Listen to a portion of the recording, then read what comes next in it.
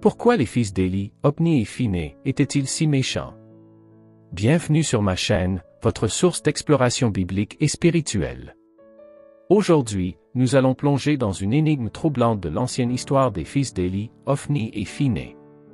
Deux figures sombres au sein de la prêtrise, ils se sont égarés sur un chemin de méchanceté qui a secoué les fondements même de leur foi.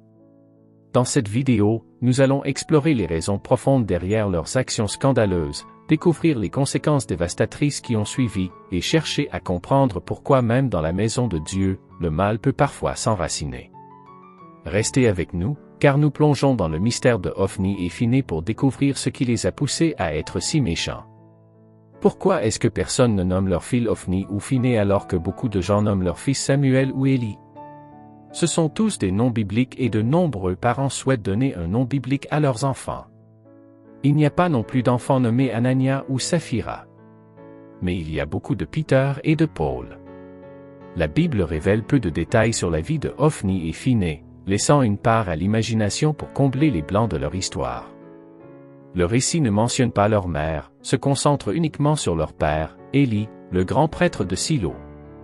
Il est possible que la mère d'Hofni et Phiné soit décédée en couche à leur naissance ou lors d'accouchements ultérieurs. Elle pourrait être élevée par les femmes du temple, une situation semblable à celle de Samuel.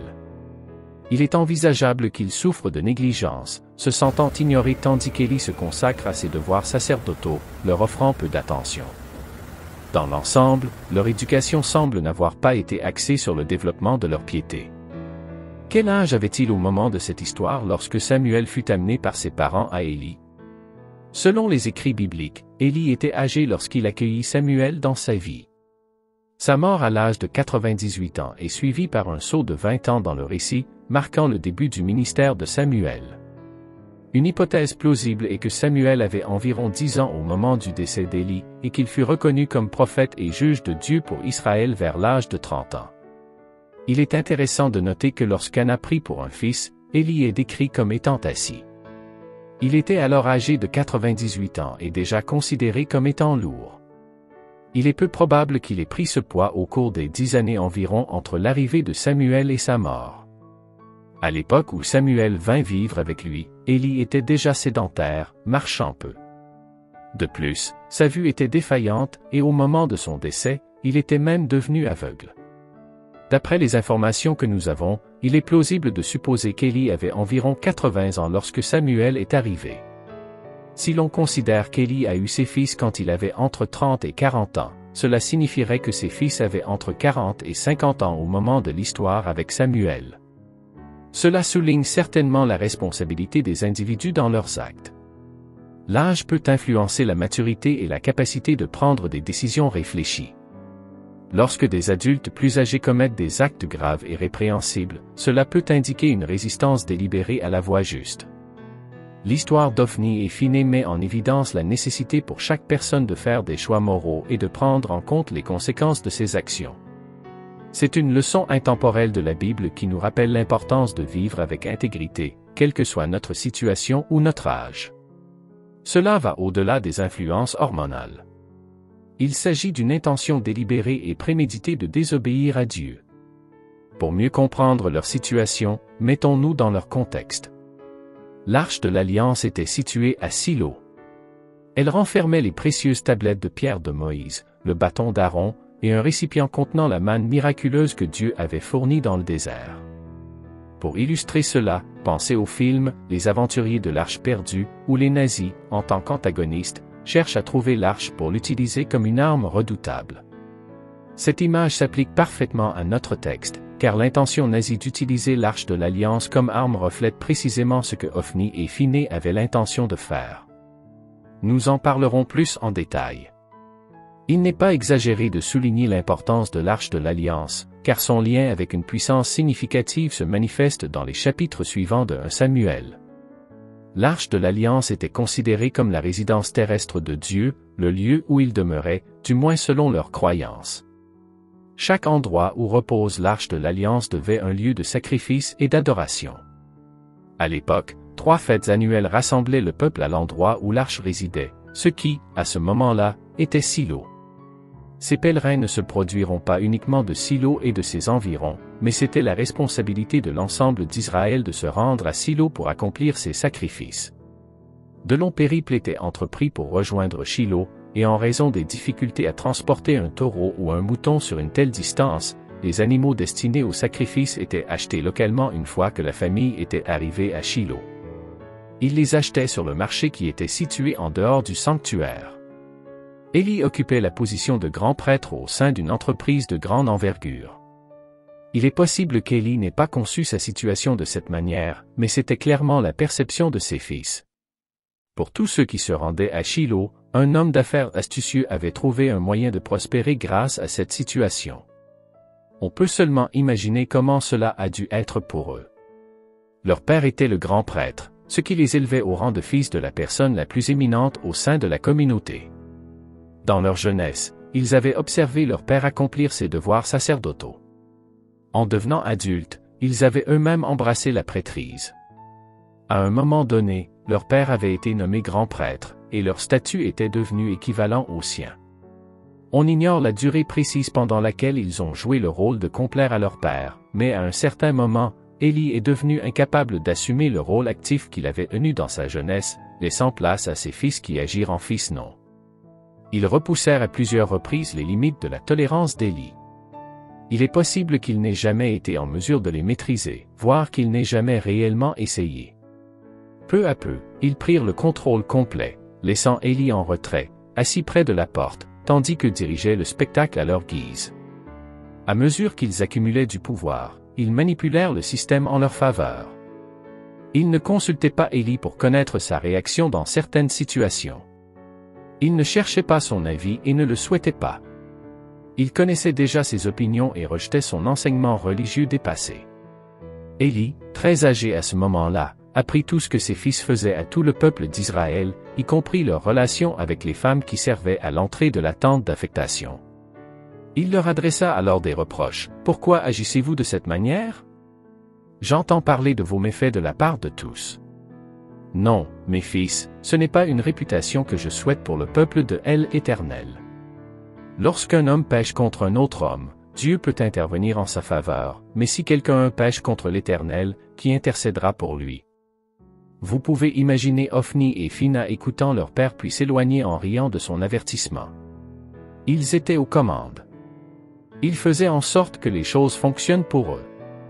Ils vivaient une belle vie. Qui avait besoin d'écouter de telles absurdités? Il ne fait aucun doute qu'Élie est un personnage faible dans cette histoire. C'est un homme bon mais il a peur d'utiliser sa position de grand prêtre pour prendre des mesures contre ses fils. Élie était grand prêtre mais ses fils contrôlaient la situation. Ils menaient la grande vie. Ils avaient des serviteurs qui exigeaient les meilleurs morceaux de viande lorsque les animaux étaient amenés à être sacrifiés. Ils avaient le choix parmi les femmes qui travaillaient dans le temple avec lesquelles ils pouvaient avoir des relations sexuelles. Ils étaient dans la fleur de l'âge, ils avaient le pouvoir et l'utilisaient à leur avantage. Cela nous conduit à l'épisode impliquant les Philistins. En 1650 avant J.C., l'île grecque de Santorin a été le théâtre d'une éruption volcanique majeure qui a provoqué l'implosion de l'île, entraînant un tsunami colossal de 240 mètres de hauteur, lequel a ravagé la Crète et d'autres îles méditerranéennes. Cette éruption volcanique et le tsunami qui en a résulté ont provoqué la chute de la civilisation minoenne. Les survivants de cette civilisation se sont dispersés dans toute la mer Méditerranée et environ 250 ans plus tard, les Philistins ont conquis la région côtière qui correspond aujourd'hui à la bande de Gaza, devenant ainsi une source de souffrance pour Israël. Ils ont apporté avec eux une technologie avancée, notamment la maîtrise de la métallurgie du fer, leur conférant un avantage sur Israël. Les Philistins ont étendu leur territoire vers l'ouest, et Israël est entré en conflit avec eux. Lors du premier affrontement, Israël a subi une défaite, perdant 4000 hommes. C'est alors qu'ils ont décidé d'utiliser à leur atout secret, l'arche de l'Alliance, amenée par Ophni et Phiné. On peut imaginer la scène, une grande procession s'est formée, important l'arche de l'Alliance. Ophni et Phiné étaient au premier plan, portant l'arche comme les sauveurs d'Israël dans cette période difficile. À leur arrivée, les soldats ont exprimé leur enthousiasme par des acclamations tellement bruyantes que les Philistins ont été pris de peur. Ophni et Phiné étaient les héros du moment, utilisant cette arme secrète qu'ils avaient auparavant employée à Silo pour s'enrichir et accroître leur pouvoir. Maintenant, ils étaient prêts à utiliser cette arche pour assurer la victoire à Israël. Josué, quant à lui, ne s'engageait pas dans la bataille sans rechercher la guidance de Dieu et en tenant compte de sa réponse. Les livres de 1 et 2 Samuel mettent en évidence une tendance constante à consulter Dieu ou les prophètes de Dieu pour déterminer la sagesse de partir au combat. Cependant, Ophni et Phiné, dans leur arrogance, négligèrent cette démarche. Ils détenaient le contrôle de l'arche et comptaient l'utiliser pour remporter la victoire. Le péché a des conséquences. Lorsqu'Élie tenta de les exhorter à la repentance, ils moquèrent ses paroles en les groupant comme de la piété dépassée, sans rapport avec leurs actions. Ils ne manifestaient aucune crainte envers Dieu. Ils avaient l'habitude d'utiliser Dieu pour manipuler les autres et obtenir ce qu'ils désiraient. Leur utilisation de Dieu visait à accroître leur richesse et leur pouvoir. Cependant, ils ne comprenaient pas que le péché engendre des conséquences. Pendant près de 20 ans, Ophni et Phiné ont fait fonctionner leur système à leur avantage. Année après année, leurs méfaits sont restés impunis. S'il résidait un Dieu dans l'arche de l'Alliance, il semblait ne pas intervenir dans leurs actions. Mais il était incontestable que le péché entraînait des conséquences. Les personnes pieuses qui ont été témoins du sacrilège commis par Ophni et Phiné ont peut-être prié le Seigneur et s'être associés sur la prospérité de tels individus malveillants. Cette question éternelle avait également été posée par Jérémie à Dieu, comme il est écrit dans Jérémie 12. « Seigneur, tu es toujours juste lorsque je t'adresse une question. Pourtant, je souhaiterais discuter de ta justice, pourquoi les voies des méchants prospèrent-elles? Pourquoi tous les infidèles vivent-ils dans l'aisance? Tu les as plantés, ils ont pris racine, grandissant et portant des fruits. Ils prononcent toujours ton nom, mais leurs cœurs en sont loin. » Lorsque Jérémie poursuit en évoquant que les gens disent « Il ne verra pas ce qui nous arrive », il exprime le sentiment partagé par Ophni, Phiné et tous ceux qui utilisent Dieu à des fins égoïstes. En effet, hommes et femmes commettent le mal en entretenant l'illusion que Dieu ne voit pas ce qu'ils font. Cependant, il est important de rappeler que le péché a inévitablement des conséquences.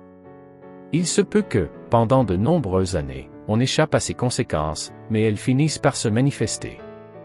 Même si certaines personnes malveillantes vivent longtemps et atteignent un âge avancé, le péché ne reste pas sans effet. Dieu ne souhaite pas que nous ignorions les conséquences qui nous attendent si nous ne nous repentons pas.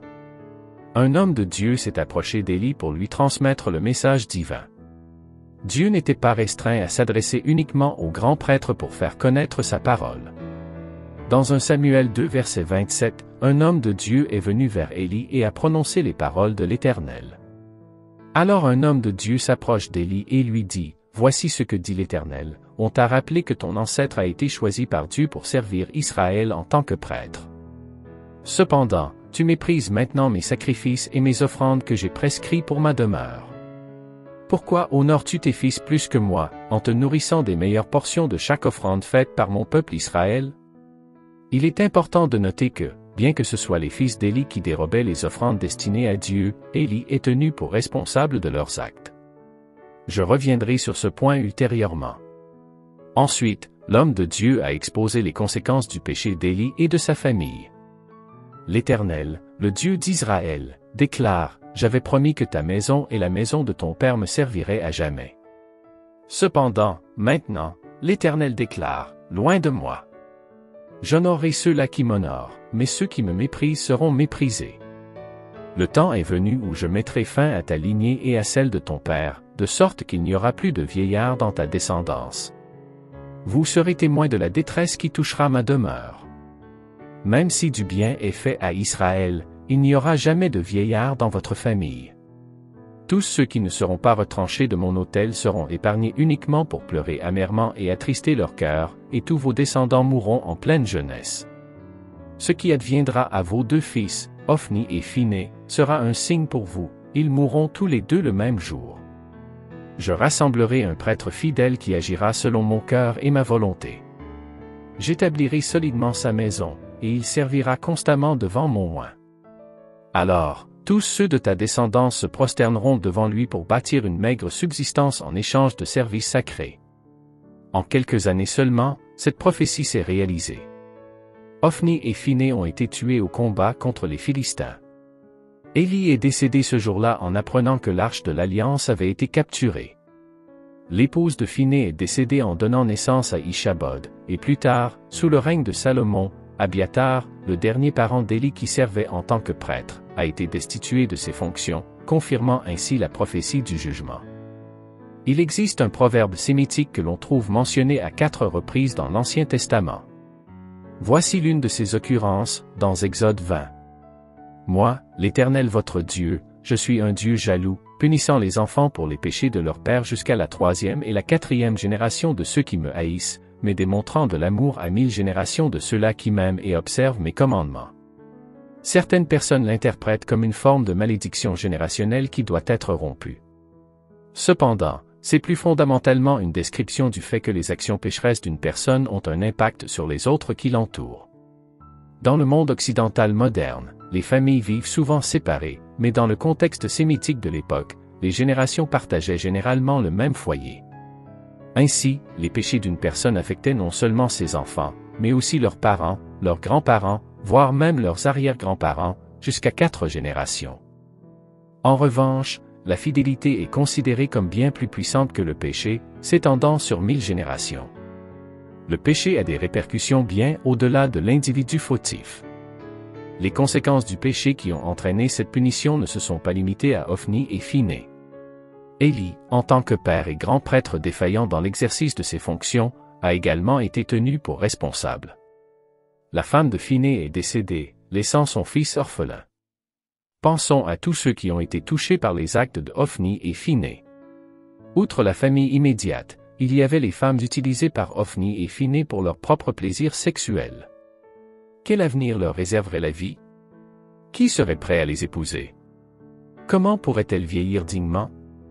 Il y avait aussi les fidèles venant accomplir leurs sacrifices, qui ont été profondément offensés par le comportement délibéré et désobéissant des serviteurs de Hophni et Phiné. S'ils n'avaient pas été jugés pour leur abus du système sacrificiel, était-ce vraiment le Dieu qu'ils servaient? En plus de tout cela, 30 000 soldats ont perdu la vie dans la bataille contre les Philistins à cause de l'orgueil et de l'arrogance de Hophni et Phiné, qui croyaient pouvoir contrôler le pouvoir de Dieu et l'utiliser à leur convenance. Pensons à toutes les personnes qui auraient pu être inspirées à se rapprocher de Dieu si Hophni et Phiné avaient été des serviteurs humbles et obéissants. Combien d'opportunités de glorifier Dieu ont été perdues à cause du péché de Hophni et Phiné? Notre péché a des conséquences bien plus vastes que nous ne pouvons l'imaginer. Ce que je veux particulièrement que vous compreniez ce matin, c'est que lorsque nous péchons, parce que Dieu nous aime et connaît les conséquences du péché, il nous avertit de ce qui arrivera si nous ne nous repentons pas et ne nous détournons pas de notre péché. Élie est allé voir ses fils et les a avertis qu'ils risquaient d'être jugés pour leur mépris flagrant de la loi que Dieu avait donnée. L'homme de Dieu est venu vers Élie et l'a prévenu de ce qui allait arriver. Hophni, Phiné et Élie ne sont pas morts sans être avertis des conséquences de leur péché. La Bible nous a été donnée pour nous avertir des dangers de notre péché. Lorsque la Bible est enseignée et prêchée correctement, ceux qui l'écoutent sont avertis des conséquences du péché. L'avertissement n'est pas donné pour empêcher les gens de passer un bon moment. L'avertissement est donné pour offrir aux gens la possibilité de se détourner d'un comportement méchant avant qu'il ne soit trop tard. L'avertissement est donné parce qu'un jugement est à venir et c'est un acte de compassion que d'en avertir. Il y a toujours des conséquences pour les péchés. Alors laissez-moi vous avertir. Si vous vivez dans le péché, alors vous êtes en danger. Cela peut sembler fonctionner. Vous pourrez peut-être porter de beaux vêtements et des bijoux en or et en platine, mais il y a des conséquences à payer pour le péché et tôt ou tard vous en subirez les conséquences. Il y a un prix à payer pour le péché actif, mais il y a aussi un prix à payer pour le péché passif. Il y en a qui pêchent à la manière d'Élie en n'agissant pas alors qu'ils devraient agir. Qu'est-ce que Dieu veut que vous fassiez? Qui Dieu veut-il que vous aidiez? Quand Dieu veut-il que vous parliez et partagiez avec quelqu'un d'autre la bonne nouvelle de Jésus? Quand Dieu veut-il que vous preniez position contre le comportement pécheur des gens autour de vous? Nous serons jugés non seulement pour ce que nous avons fait de mal, mais aussi pour ce que nous n'avons pas fait de bien. Que votre péché soit grand ou petit, vous serez jugés. Vous subirez les conséquences de votre péché. Il y a des conséquences à nos péchés et nous méritons bien le châtiment pour notre péché, mais il y a de bonnes nouvelles pour nous. Il y a toujours de bonnes nouvelles pour nous. Jésus est mort pour des hommes comme Hophni et Phiné. Peu importe ce que vous avez fait ou ce que vous faites. Il n'est pas trop tard pour vous repentir et échapper au jugement que vous méritez. Si Hophni et Phiné avaient entendu l'avertissement de leur père Élie et s'étaient repentis, nous lirions une histoire différente dans un Samuel. N'oubliez jamais que le voleur sur la croix à côté de Jésus a été emmené avec Jésus au paradis. Il n'est jamais trop tard pour se repentir. Lorsque nous communiquons ce matin, nous devons venir avec un cœur accroché à Jésus et demandant miséricorde. Si vous adoptez un comportement dont vous savez qu'il ne plaît pas à Dieu et que vous vous manifestez pourtant parce que c'est un rituel de l'Église et que vous pensez que cela pourrait vous aider, ne vous manifestez pas. Hophni et Phiné se moquèrent de leurs devoirs sacerdotaux et en payèrent le prix. Si vous vous présentez pour participer au repas de communion mais que vous ne vous repentez pas de votre péché, vous vous moquez également de ce que le Christ a fait pour vous sur la croix. Je ne suis pas au courant des péchés dans votre vie, mais Dieu a connaissance de chacun d'eux. Quel que soit le péché présent dans votre existence, il est essentiel de retenir que vous avez été averti ce matin que tout péché aura inévitablement des conséquences. Ces conséquences, tôt ou tard, se manifesteront, et vous en assumerez la responsabilité. Vous avez été averti, et le Saint-Esprit a peut-être déjà touché votre cœur à ce moment. Vous avez reçu des informations sur la manière d'éviter le châtiment mérité pour vos péchés. La clé réside dans la repentance. En fin de compte, l'histoire des fils d'Élie nous rappelle la puissance des choix que nous faisons et les conséquences qui en découlent. Leur méchanceté a non seulement marqué leur propre destin, mais a également eu un impact sur tout leur entourage, y compris la maison de Dieu elle-même. Cependant, cette histoire nous enseigne également la valeur de la rédemption et de la repentance. Même si Hophni et Phiné ont suivi un chemin sombre, il n'est jamais trop tard pour se tourner vers la lumière. Nous espérons que cette exploration vous a éclairé et vous a inspiré à réfléchir sur vos propres choix et leur impact. Merci de nous avoir accompagnés dans cette quête de compréhension. Nous vous encourageons à partager vos réflexions et vos expériences dans la section des commentaires ci-dessous. Ne manquez pas nos prochaines vidéos en vous abonnant à la chaîne et en activant la cloche de notification. Soyez comblés de bénédictions et enrichis dans votre parcours spirituel.